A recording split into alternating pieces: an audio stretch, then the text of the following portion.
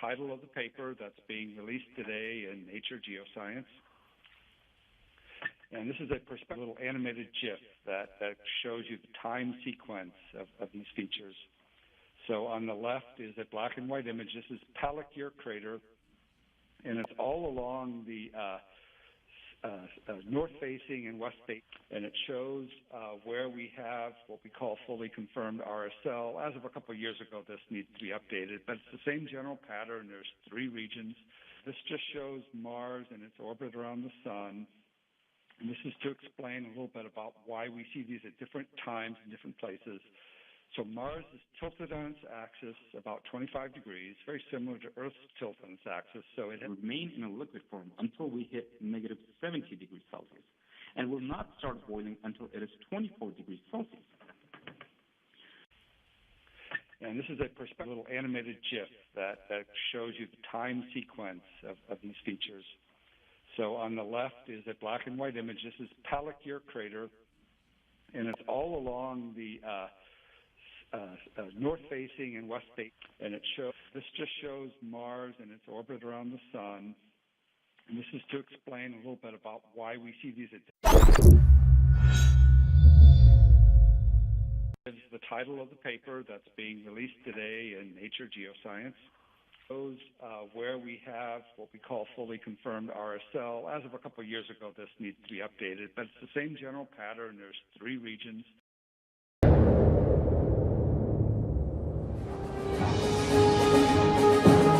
Depuis que nous savons que la vie sur Mars a été possible, les scientifiques et les ingénieurs du monde entier se sont lancés un formidable défi. Envoyer des hommes explorer la planète Mars. Le début du XXIe siècle sera marqué par cette aventure unique dans l'histoire de l'humanité.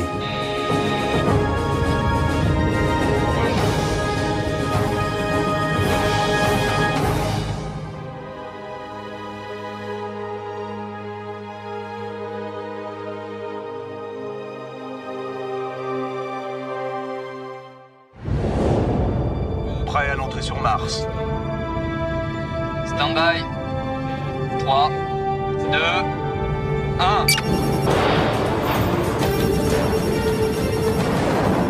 Ouverture du parachute. Largage du parachute de freinage. Moteur principaux.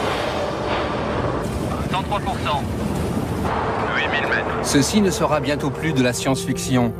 Au cours de ce siècle, des êtres humains vont vraiment partir en expédition vers la planète Mars. 7, moins 10 mètres. Train d'atterrissage.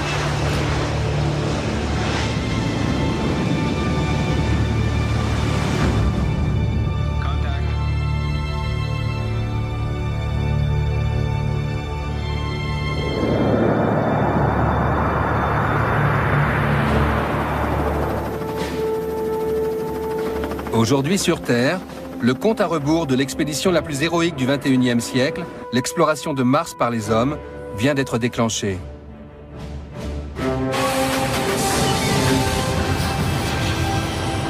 Pour réaliser ce voyage, des défis gigantesques devront être surmontés. On doit inventer des nouveaux matériaux, faire preuve d'une audace technologique sans pareille, construire un vaisseau totalement nouveau, repousser les limites de la médecine et de la biologie, et choisir des ambassadeurs de la planète Terre d'une trempe exceptionnelle. C'est peut-être la dernière grande aventure humaine qui reste à faire. Les risques que ces aventuriers vont prendre pour réaliser le rêve fou de l'exploration de la planète rouge sont considérables.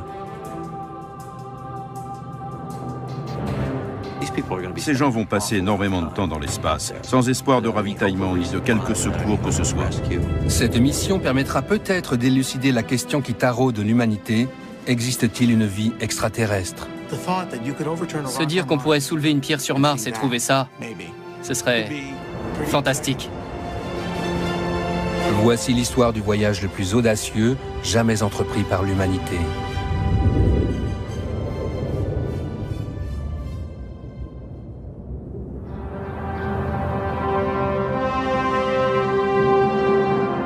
L'exploration de la planète rouge a démarré il y a près d'un demi-siècle. Des dizaines de sondes orbitales et quelques robots de reconnaissance de la surface martienne ont été lancés. Mais les mystères de Mars sont coriaces.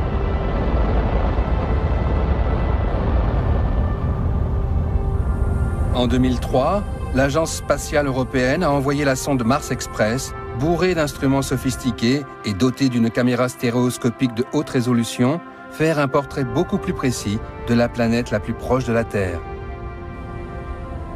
Mars Express a permis de commencer une couverture globale de la planète en ce qui concerne l'imagerie de haute résolution en 3 dimensions et en couleur, chose qui ne s'est jamais fait jusqu'à présent. L'inspection de la topographie martienne avec ce niveau de précision jouera un rôle important dans le choix du site d'atterrissage, de même que la localisation de la présence d'eau. Grâce à un radar à bord de Mars Express, on a pu découvrir l'existence d'eau glacée sous la surface de Mars, jusqu'à des profondeurs de 4, 5, 6 km. On a fait aussi des découvertes en ce qui concerne l'atmosphère, sa composition chimique, la présence de méthane dans l'atmosphère, qu'on ne sait, à vrai dire, pas encore expliqué.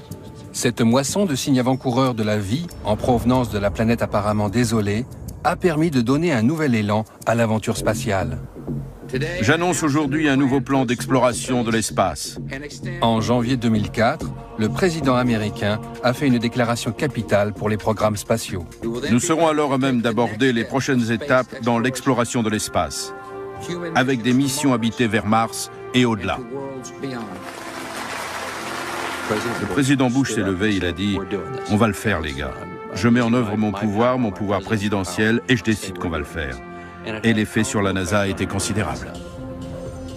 Ce sera la plus importante entreprise scientifique de toute l'histoire. Dans le monde entier, des ingénieurs étudient déjà comment transporter des hommes jusqu'à Mars. Un sérieux casse-tête lorsque l'on sait que le voyage aller et retour durera près d'1 an. Car lorsque la position de Mars est au plus proche de celle de la Terre, 60 millions de kilomètres les séparent. Transporter sur Mars une équipe de 6 personnes avec les vivres et tous les équipements requis constitue un énorme défi technologique. C'est celui du Dr James Garvin, responsable du programme d'exploration de Mars à la NASA. Mars est de 1500 à 2000 fois plus éloigné de nous que la Lune. La quantité de matériel dont on aura besoin pour y aller et en revenir pèse plus que la Station spatiale internationale. Encore faut-il être à même de déplacer une entité de cette taille. 110 tonnes d'eau, 20 tonnes de nourriture lyophilisée, en tout 520 tonnes de fournitures. Aucune fusée n'est capable pour le moment d'arracher à l'attraction terrestre une masse pareille. Pour réaliser ce voyage, les ingénieurs empruntent beaucoup au scénario visionnaire que Wernher von Braun avait développé dans les années 50.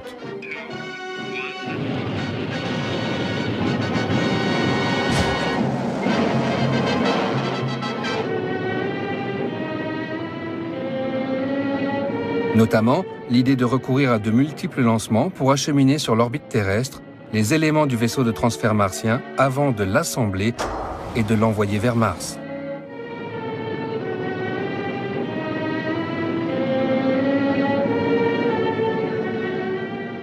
Mais aujourd'hui, il faut d'abord développer un lanceur d'une puissance jamais encore atteinte.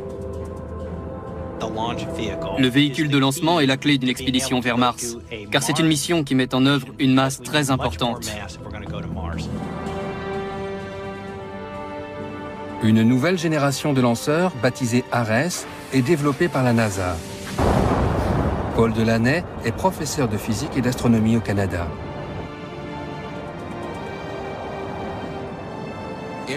Ares sera le pivot de toute l'opération pour acheminer tous les composants dans l'espace au cours de la préparation du voyage vers Mars. Si Ares ne fonctionne pas bien, alors nous n'irons pas sur Mars. L'étape suivante consistera à construire en orbite le futur vaisseau martien.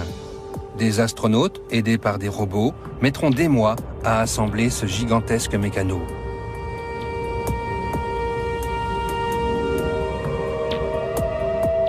Lorsque le plus grand véhicule de transfert interplanétaire jamais construit sera terminé,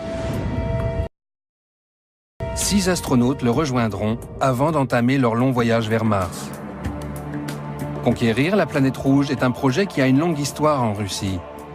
Leur plus puissant groupe aérospatial, Energia, a conçu un véhicule spatial réutilisable à l'image de la navette américaine.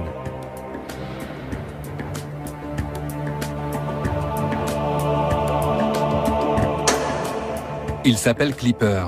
C'est le dernier fleuron de l'aéronautique russe, un pari technologique pour transformer l'espace en banlieue de la Terre.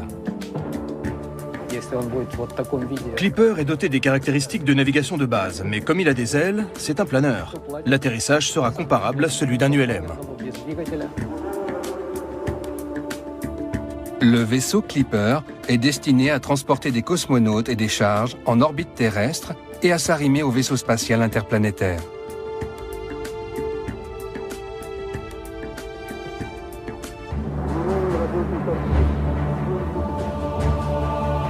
Ce vaisseau existe déjà à l'état de maquette. Il a été construit sous la direction de Leonid Gorshkov. Les techniciens russes peuvent s'appuyer sur une expérience unique en aéronautique, acquise pendant près de 40 ans de vols habités.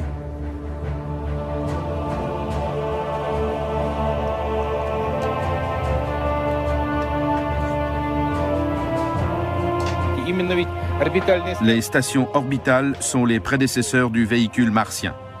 Le véritable vaisseau spatial sera plus grand, mais les structures portantes, les arbres et la forme seront les mêmes.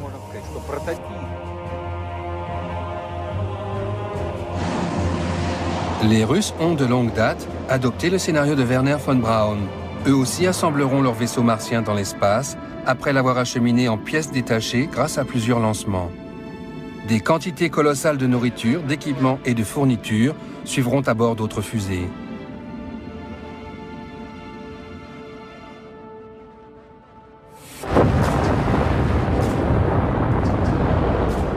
On dit qu'une malédiction plane sur les missions vers la planète rouge. 2 tiers d'entre elles ont échoué. L'échec d'une mission habitée entraînerait la mort de 6 astronautes, un risque que personne ne veut courir.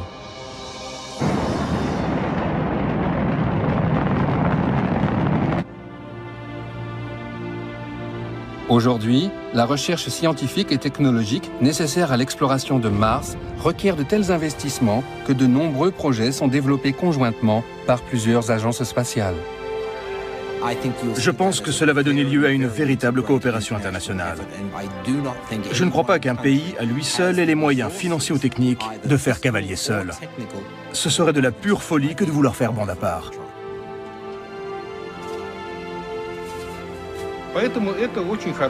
C'est une très bonne chose que la course entre les 2 superpuissances de l'espace, la Russie et les États-Unis, continue.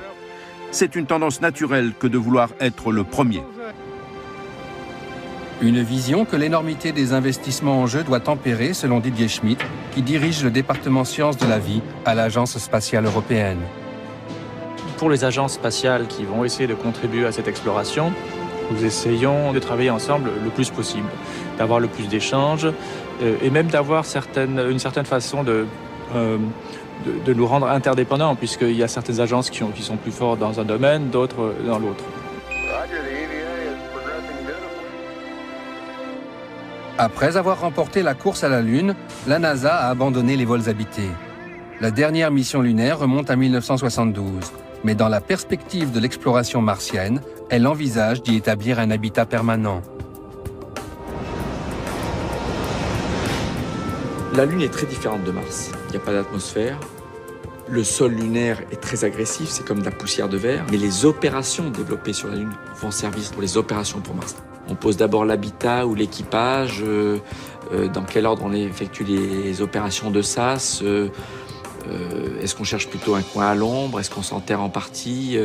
Toutes ces questions à caractère opérationnel sont intéressantes et on peut les résoudre sur la Lune avant d'aller vers Mars. Mais le choix de la fenêtre de tir sera déterminant pour la réussite de la mission. Tout cela est d'une précision inimaginable.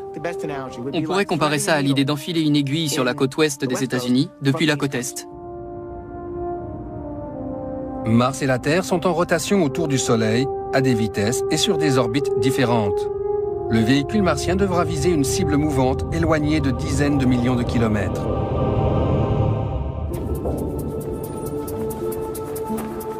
À l'Agence spatiale européenne, comme dans les autres agences, on cherche à établir la meilleure trajectoire possible.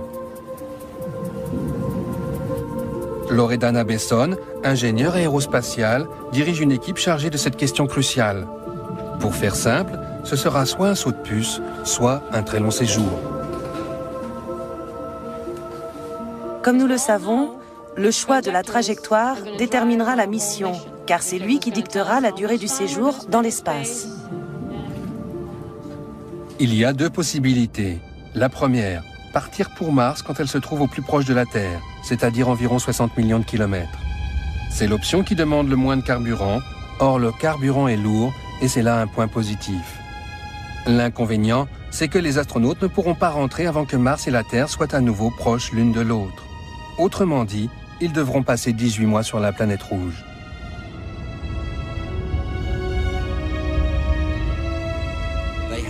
Ils devront attendre que la mécanique céleste se réaligne, si j'ose dire.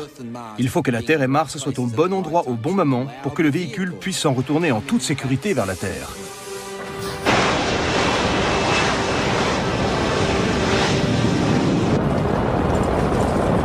Et il y a la deuxième possibilité, une mission plus courte, mais plus risquée.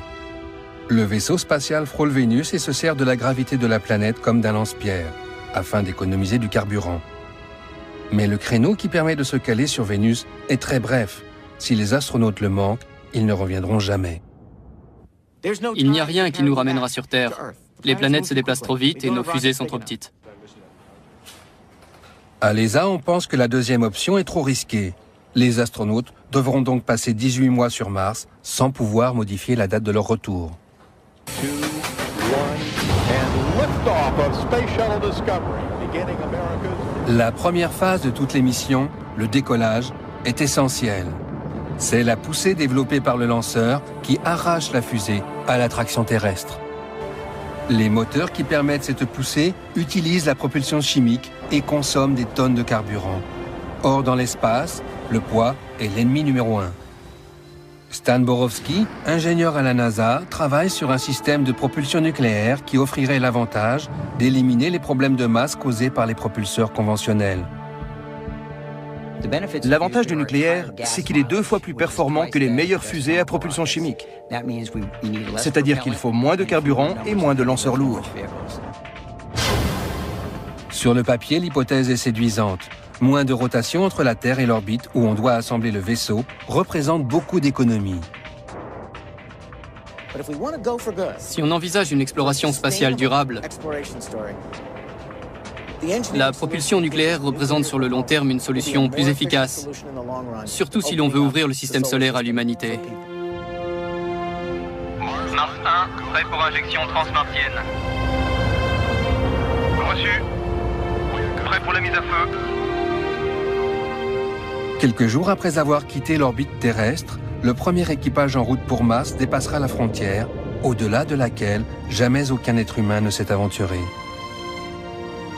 Les astronautes qui étaient sur la Lune n'étaient qu'à quelques heures de la Terre si, à un moment donné, ils devaient interrompre leur mission et décider de rentrer. Mais on ne peut pas, en partance vers Mars, au milieu du voyage, se dire « j'arrête, je fais demi-tour là, maintenant, et je commence à prendre de la vitesse pour revenir ». C'est pas possible. Si la moindre panne survient, l'équipage disparaîtra à tout jamais dans les profondeurs de l'espace. L'histoire de l'exploration spatiale est marquée par plusieurs tragédies. Celle survenue à la navette spatiale Challenger en 1986 a frappé tous les esprits. On a vu malheureusement 2 accidents de la navette américaine. C'est une réalité. Plus la technologie avance, plus les choses sont compliquées. Une mission martienne est extrêmement compliquée. Plus on ajoute des tout petits risques un peu partout, mais quand vous les mettez ensemble, grosso modo, on admet aujourd'hui qu'un risque d'aller-retour sur Mars est entre 1 et 2%. Ça n'est pas négligeable, mais c'est exactement le risque que prennent tous les pilotes de chasse tous les jours quand ils vont aller faire leurs exercices. De nombreux astronautes ont payé de leur vie l'exploration de l'espace. Et les experts redoutent que l'aventure vers Mars connaisse elle aussi des tragédies. Rétrospectivement, on peut estimer qu'Apollo avait une chance sur 10 de réussir. Dans le cas d'une mission martienne, ce sont plutôt les probabilités d'échec qui sont de 1 sur 10, voire 1 sur 5. La durée du voyage vers Mars représente à elle seule un facteur de risque inédit. Plus vous restez longtemps dans l'espace, plus le risque d'avoir à un moment donné la météorite qui fait un trou dans la coque du vaisseau est important, plus le risque de panne est élevé. Une voiture, elle finit par tomber en panne au bout d'un moment. C'est pareil dans l'espace. Cependant, l'un des plus grands dangers qui guettent la mission est lié au confinement et à la promiscuité auxquels seront soumis les astronautes pendant l'expédition. 6 personnes réussiront-elles à partager un tout petit espace pendant plus de 1000 jours sans risquer la crise de nerfs? Le témoignage de Jerry Linenger, qui a passé 5 mois à bord de la station Mir, n'est pas complètement rassurant. Pendant la période que j'ai passée sur Mir, ça a été un choc de constater combien je me suis senti isolé, coupé du monde, seul avec moi-même, et aussi de me rendre compte à quel point j'étais vulnérable. On nous demande des performances de haut niveau, mais le côté psychologique ne cesse de vous miner. J'ai vu de sérieux problèmes psychologiques se développer. L'ennui sera aussi au menu des astronautes au cours de leur voyage vers Mars. Les jours se succèdent avec leurs procédures routinières et leurs inévitables exercices physiques. Comment conserver l'équipage parfaitement concentré et parfaitement opérationnel? Dans un vaisseau martien qui part pour très longtemps, très loin, il faut inclure un simulateur. Et régulièrement, l'équipage aura une séance de simulation. Alors un jour, ce sera la rentrée sur Mars. Le jour suivant, ce sera la mise en place de l'habitat. Le jour suivant, ce sera les sorties sur Mars par réalité virtuelle. L'équipage revivra à l'avance, régulièrement, les tâches critiques qui l'attendent 6 mois plus tard ou 10 mois plus tard. Les Russes ont développé des batteries de test pour éprouver la résistance psychologique de leurs cosmonautes. Celui-ci, privé de sommeil pendant 3 jours, est soumis au rythme de tâches répétitives 24 heures sur 24. Mais la question cruciale selon les experts, c'est surtout la compatibilité des profils des membres de l'équipage. Si l'on peut résoudre le problème de réunir un équipage idéal, la mission martienne sera couronnée de succès. Si nous commettons une erreur, surgiront des conflits qui tueront l'équipage aussi sûrement qu'une maladie. Parmi les rares situations analogues sur Terre, il y a les missions scientifiques qui se déroulent en Antarctique. La station franco-italienne Concordia combine plusieurs caractéristiques intéressantes. L'isolement dans un milieu hostile et une équipe restreinte de scientifiques confinés pendant plus de 12 mois. Dans aucune base antarctique aujourd'hui, on a une telle analogie avec les missions martiennes, puisque cette base-là est à 1200 km des côtes. Elle est sur un plateau qui s'élève donc à 3250 mètres d'altitude. Et l'avantage aussi, c'est que pendant 9 mois, cette base est inaccessible. Les astronomes, les climatologues et les plombiers de la base Concordia vont donc jouer le rôle de cobayes pour les psychologues de l'Agence spatiale européenne. Pour nous, c'est intéressant parce que tous les ans, on va changer les équipages. Au bout de 20 ans, on aura beaucoup de recul pour savoir quels sont les profils psychologiques qui sont les meilleurs, qui sont adaptés à la vie en communauté sur la longue durée dans des environnements extrêmement confinés.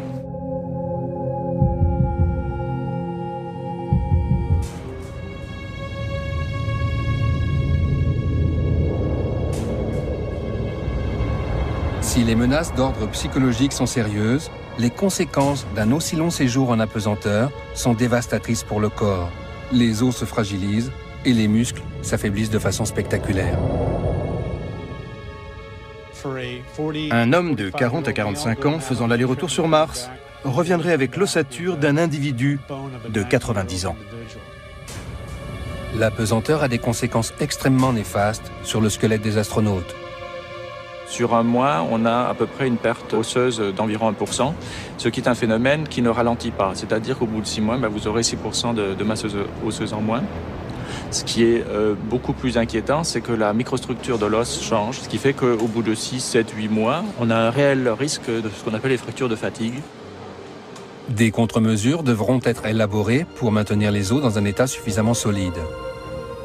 Mais il faudra aussi lutter contre les effets qui affectent les muscles. Et d'après Jerry Linenger, qui a passé 132 jours à bord de la station Mir, les conséquences sont là aussi redoutables.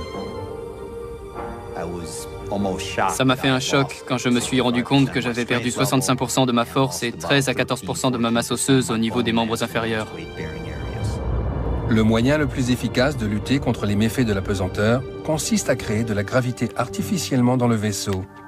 Stan Borowski planche sur une solution, mettre le vaisseau en rotation dans l'espace comme une hélice. Après la mise à feu primaire pour s'arracher à l'attraction terrestre, on largue le réservoir à combustible. Alors on positionne le véhicule en se servant des petits propulseurs situés à l'arrière et à l'avant du vaisseau pour le faire tourner comme l'hélice d'un avion. Ce faisant, nous pourrions créer une gravité artificielle pour l'équipage. Sans recréer la gravité artificielle à bord d'un vaisseau, on ne peut pas pallier à tous les effets secondaires et tous les effets néfastes sur l'équipage du point de vue de la santé. C'est essentiel de refaire au moins la gravité 1G, sinon plus. Les dégâts causés par la pesanteur sont bien plus faciles à maîtriser que les menaces qui planent à l'extérieur du vaisseau spatial, tout particulièrement les énormes tempêtes solaires et le rayonnement cosmique. Ces deux sources de radiation risquent de provoquer des dégâts considérables chez les astronautes qui vont transiter pendant près d'1 an dans l'espace. Leurs corps seront littéralement bombardés par une variété de projectiles invisibles. Alors, les radiations, c'est très souvent soit des ondes électromagnétiques ou alors des particules à très haute vitesse qui vont casser des fragments de gènes, qui vont même casser complètement des chromosomes en fonction de la vitesse et donc de la matière initiale qui va arriver dans une cellule. Dans les quelques jours qui suivent, vous allez être à l'agonie, vous allez avoir énormément de problèmes de santé et jusqu'à la mort. C'est inéluctable avec certaines doses. Pour Jeffrey Hoffman, ex-astronaute, la solution est une idée tout droit sortie des romans de science-fiction. Envelopper le véhicule martien dans un champ de force. La radiation existe. Le corps humain n'aime pas ça. Si nous voulons devenir un jour une civilisation voyageant dans l'espace, une protection contre les rayons devra faire partie de l'équation.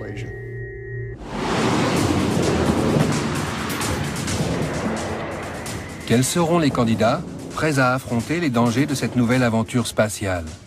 Des pilotes de chasse comme autrefois?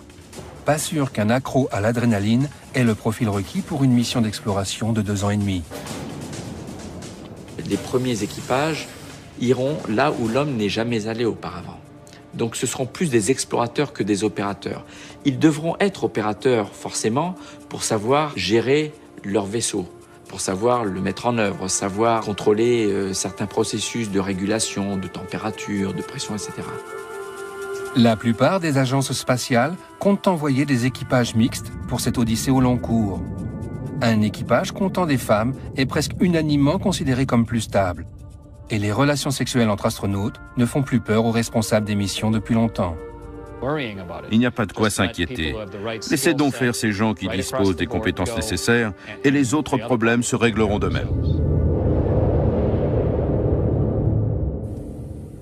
Une dernière menace plane sur la stabilité émotionnelle des astronautes. Bien des choses peuvent se produire sur Terre au cours de leurs 2 années et demie d'absence.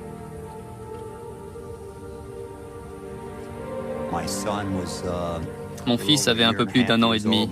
Ma femme était enceinte. Et la question qui se pose, c'est « Et s'il arrivait quelque chose à votre famille sur Terre? Est-ce qu'on va vous envoyer un message vous annonçant que vous avez perdu votre fils ?» Ce serait dur. J'en ai la gorge serrée rien que d'y penser. À mesure que le vaisseau s'éloigne de la Terre, les astronautes ne peuvent plus compter que sur eux-mêmes. Aujourd'hui, autour de la Terre, à bord de la Station spatiale internationale, où les astronautes qui étaient sur la Lune, à 1 seconde près, peuvent poser une question et avoir dans la foulée la réponse. Il peut y avoir un échange. Alors que l'équipage qui partira vers Mars lancera comme ça, dans le vide, une question, et il faudra attendre parfois jusqu'à 40 minutes la réponse.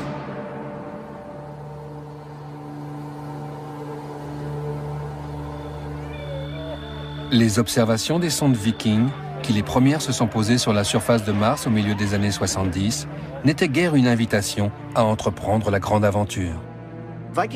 Viking a mené des expériences pour déterminer la présence de vie, c'est-à-dire de vie microbienne. Et à l'issue de la mission, il semblait bien que Mars fût un désert stérile et polaire. Mars est une planète extrêmement hostile. Il y règne une désolation indicible, un froid insupportable.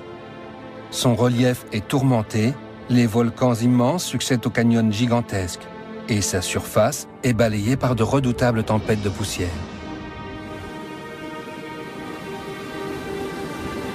De monstrueux tourbillons de poussière s'élancent jusqu'à 80 km dans l'atmosphère.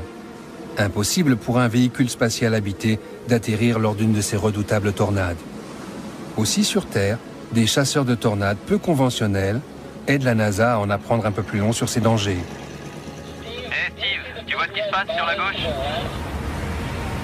En effet, voilà le monstre que je voulais attraper. Oh yeah. En Arizona, les chercheurs Steven Metzger et Brent Boss n'hésitent pas à foncer la tête la première dans les tornades de poussière. Ouais, ça valait le détour, pas vrai? Sur Terre, une tempête d'une bonne vingtaine de mètres de large qui dure 20 minutes peut soulever plusieurs tonnes de poussière dans les airs. Sur Mars, il y a la même terre sèche que sur Terre. Mais Mars se compose d'un seul grand désert où les tempêtes soulèvent tout le temps et partout des montagnes de poussière. Mars est connu pour ses tempêtes de poussière.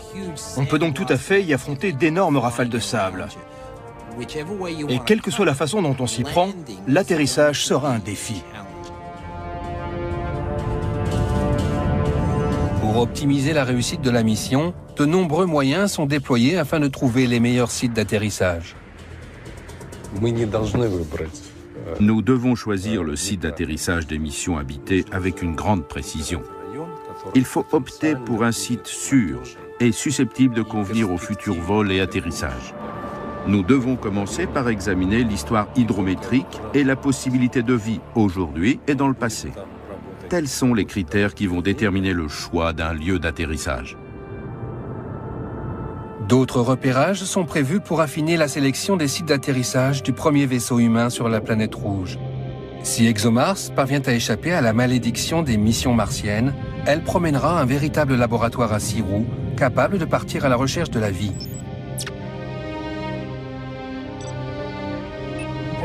On se trouve alors en orbite et on attend les meilleures conditions pour nous poser. Sur Mars, il y a des saisons avec de gigantesques tempêtes de poussière.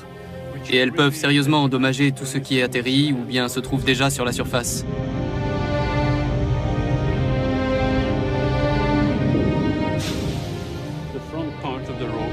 La partie avant du rover est un vrai laboratoire scientifique, avec des instruments sophistiqués fournis par des scientifiques du monde entier, pas seulement des Européens. Ces instruments peuvent analyser directement des échantillons pour voir s'il y a des acides aminés ou des traces de ce qu'on appelle sur Terre la vie. Pour la mission habitée sur Mars, savoir où atterrir est une question cruciale, mais pas aussi cruciale que l'atterrissage lui-même. Le module d'atterrissage doit se séparer du véhicule principal qui, lui, reste en orbite. Les astronautes affrontent alors la partie la plus dangereuse de toute la mission: traverser l'atmosphère martienne et se poser avec succès. Plusieurs raisons font qu'il est difficile d'atterrir sur Mars. D'abord, nous avons une atmosphère vaste, mais raréfiée par rapport à celle de la Terre et obéissant à une dynamique bien à elle. Aujourd'hui, si des hommes ou même des machines se rendent sur Mars, ce sont les derniers 100 km qui sont les plus périlleux. Une fois la descente amorcée, c'est le saut dans l'inconnu. Dans moins de 6 minutes, ou bien l'équipage aura atterri sain et sauf, ou bien il aura péri. Le module d'atterrissage est protégé par un bouclier thermique qui va contribuer à le ralentir, mais surtout à l'empêcher de se consumer. On ne fait rien d'autre que de trouer le ciel de Mars, ce qui ionise l'atmosphère au fur et à mesure qu'on la traverse, d'où un chemin de gaz ionisé et brûlé. Une fois entré dans l'atmosphère, l'atterrisseur largue sa coquille protectrice. Ces 60 tonnes filent à toute allure dans l'atmosphère martienne. 8000 mètres. La NASA teste un bouclier thermique gonflable pour éviter aux astronautes de périr carbonisés au moment de leur entrée dans l'atmosphère martienne.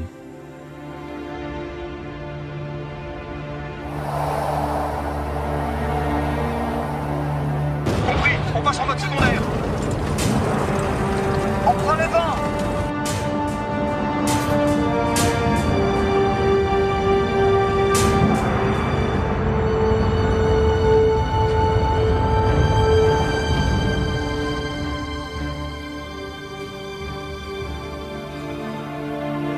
La nouvelle de l'atterrissage mettra plus d'une dizaine de minutes avant de parvenir au contrôle sol. En fait, nous devrons fonctionner hors circuit, ce qui signifie que les contacts avec la Terre, Houston, l'Europe ou qui que ce soit ne nous seront d'aucune aide. Nous serons livrés à nous-mêmes. Vous avez le feu vert pour la sortie. Reçu, j'abaisse la poignée.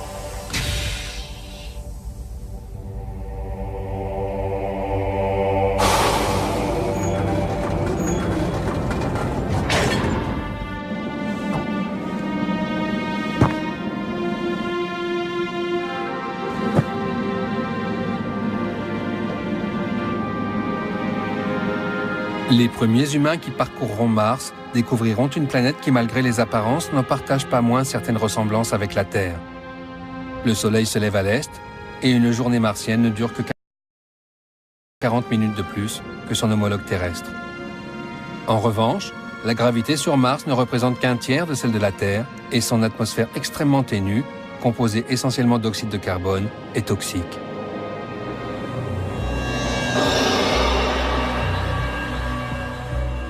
Lorsque les astronautes quitteront la protection de leur base, ils feront face aux redoutables conditions de l'atmosphère martienne. Sans un scaphandre approprié, ils ne survivront ni à l'atmosphère toxique, ni au froid. Pour travailler dans cet environnement hostile, ils devront être équipés d'une super combinaison de l'espace. La mobilité et la flexibilité sont les grands défis que nous devrons relever. Et j'y ajouterai celui du poids, car il est étroitement lié à cette problématique. Ce scaphandre est un bijou composé de 20 000 pièces, permettant aux astronautes la plus grande liberté de mouvement. Le scaphandre intègre son propre système de survie, son propre contrôle thermique et assure suffisamment de mobilité pour que l'on puisse se déplacer à la surface de Mars tout en étant protégé de cet environnement très hostile.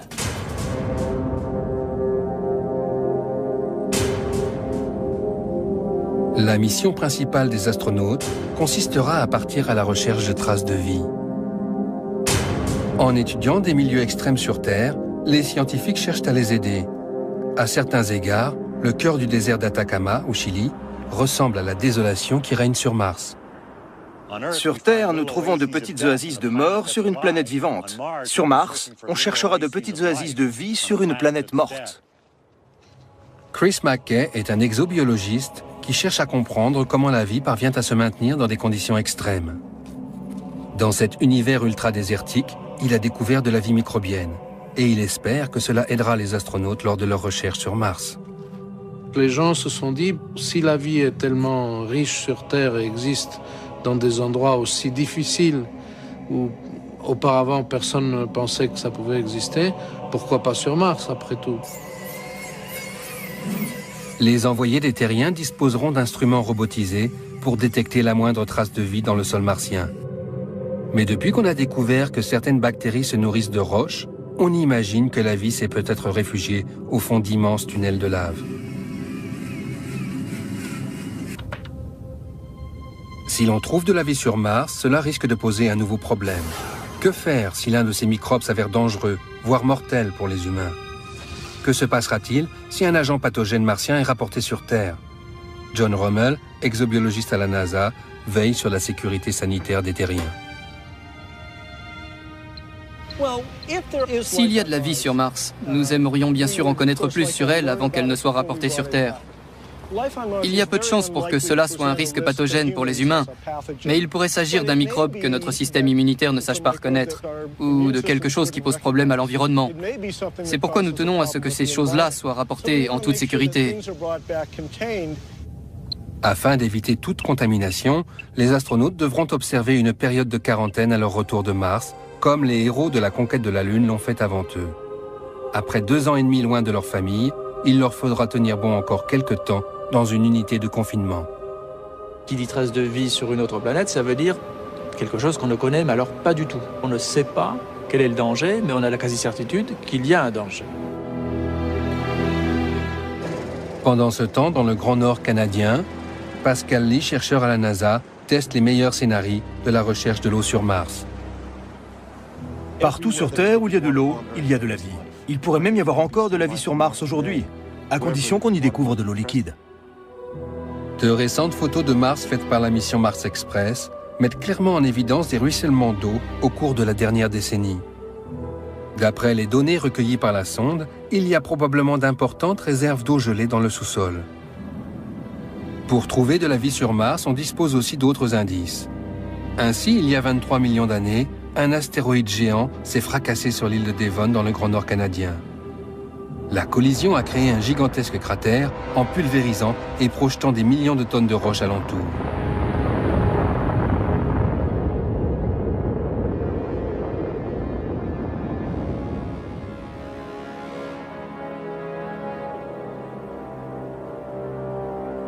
C'est dans un endroit encore plus désolé, en Antarctique, qu'une expédition scientifique a fait en 1996 une découverte capitale, une petite météorite martienne.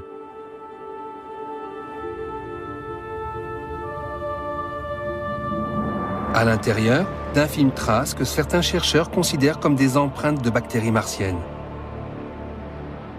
Une polémique entoure ces microscopiques alignements de minéraux, mais ils ont indiscutablement relancé la spéculation sur une vie extraterrestre.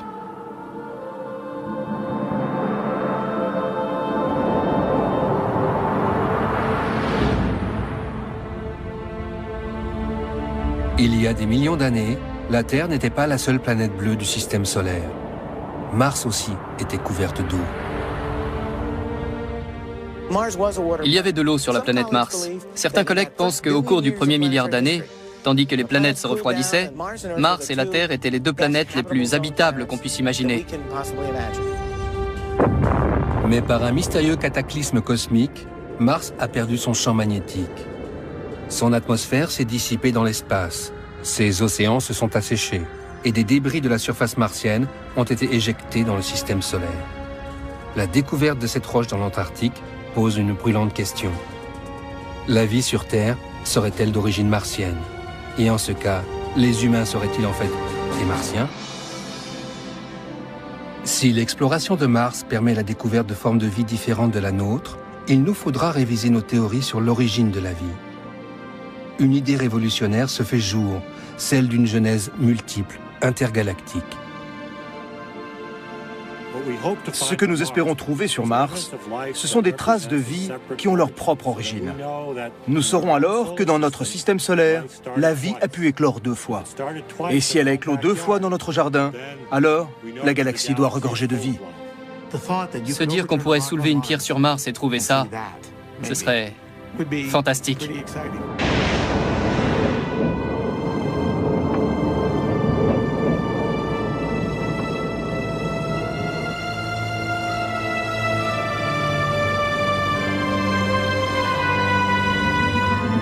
La base martienne du XXIe siècle deviendra une petite colonie, réalisant ce rêve humain d'habiter un territoire jadis interdit.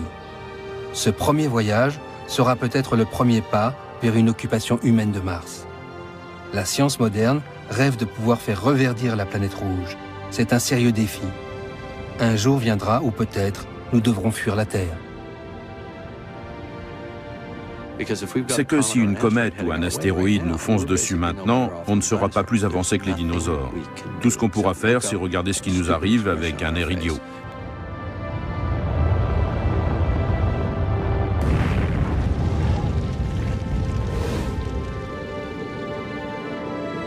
Exploration, connaissance et recherche de vie dans l'univers. Tels sont les objectifs qui unissent les gens du monde entier dans la plus grande quête de tous les temps. Sans doute y aura-t-il des conflits, des controverses et probablement des pertes en vie humaine. Mais le cap est mis. L'inaccessible planète est désormais à notre portée. On ne peut plus faire marche arrière. L'humanité est en route pour Mars.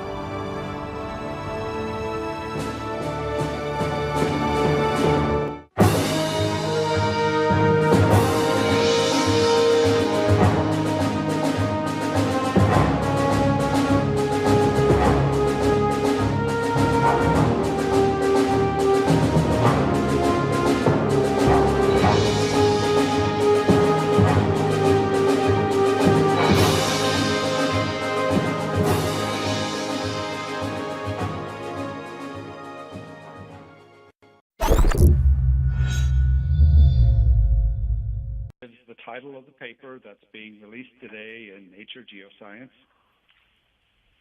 And this is a little animated GIF that shows you the time sequence of these features. So on the left is a black and white image. This is Pallikier Crater and it's all along the north-facing and west-facing, and it shows where we have what we call fully confirmed RSL. As of a couple of years ago, this needs to be updated, but it's the same general pattern. There's 3 regions. This just shows Mars and its orbit around the sun, and this is to explain a little bit about why we see these at different times in different places. So Mars is tilted on its axis about 25 degrees, very similar to Earth's tilt on its axis. So it will remain in a liquid form until we hit negative 70 degrees Celsius, and will not start boiling until it is 24 degrees Celsius. And this is a little animated GIF that shows you the time sequence of these features. So on the left is a black and white image. This is Pallikier crater, and it's all along the north-facing and west-facing, and this just shows Mars and its orbit around the sun, and this is to explain a little bit about why we see these at This is the title of the paper that's being released today in Nature Geoscience. Shows where we have what we call fully confirmed RSL. As of a couple of years ago, this needs to be updated, but it's the same general pattern. There's 3 regions. L'exploration de la planète rouge a démarré il y a près d'un demi-siècle. Des dizaines de sondes orbitales et quelques robots de reconnaissance de la surface martienne ont été lancés. Mais les mystères de Mars sont coriaces.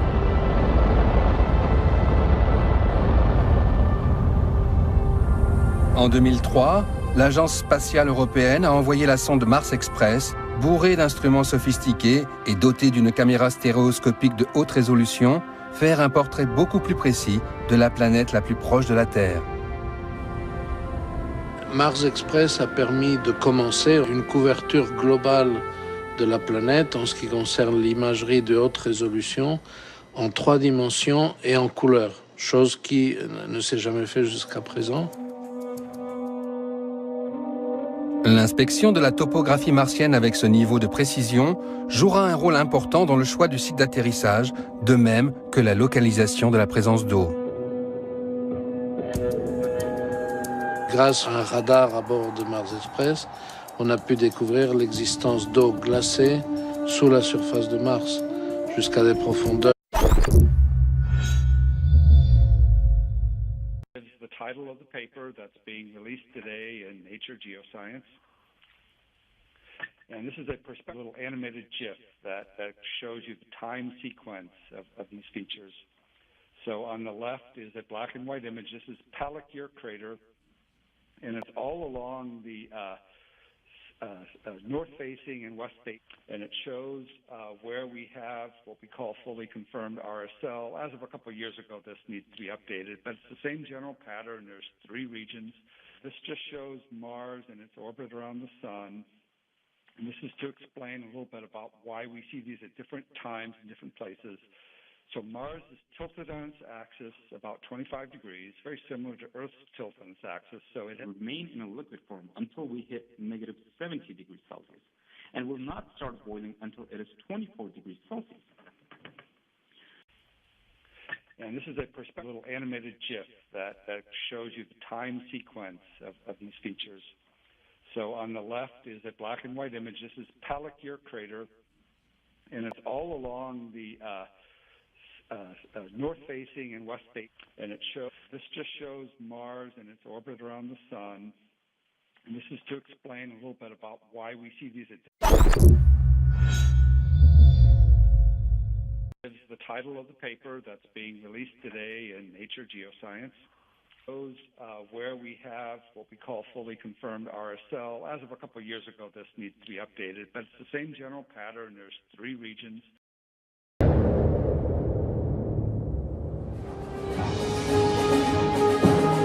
Depuis que nous savons que la vie sur Mars a été possible, les scientifiques et les ingénieurs du monde entier se sont lancés un formidable défi.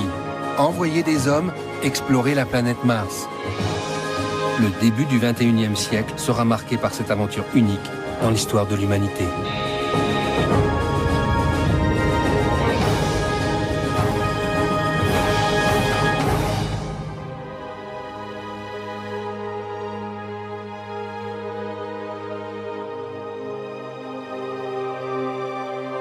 Pour réaliser ce voyage, des défis gigantesques devront être surmontés.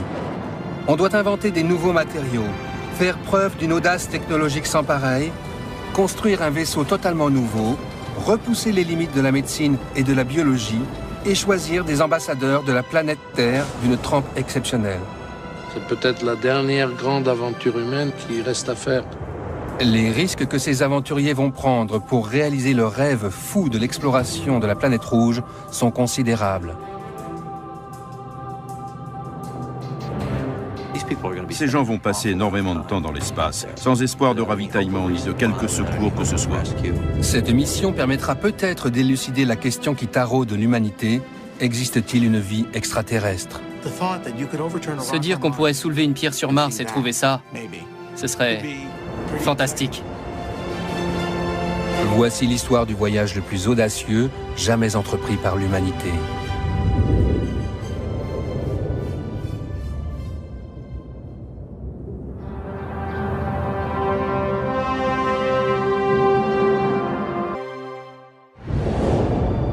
Prêt à l'entrée sur Mars.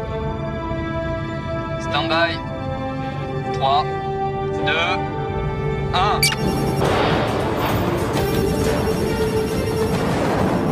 Ouverture du parachute. Largage du parachute de freinage. Moteurs principaux. 103%. 8000 mètres. Ceci ne sera bientôt plus de la science-fiction. Au cours de ce siècle, des êtres humains vont vraiment partir en expédition vers la planète Mars. 7, moins 10 mètres. Train d'atterrissage.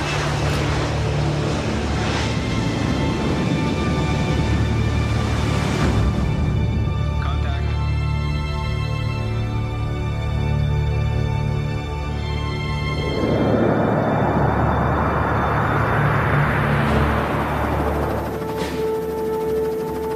Aujourd'hui sur Terre, le compte à rebours de l'expédition la plus héroïque du XXIe siècle, l'exploration de Mars par les hommes, vient d'être déclenché.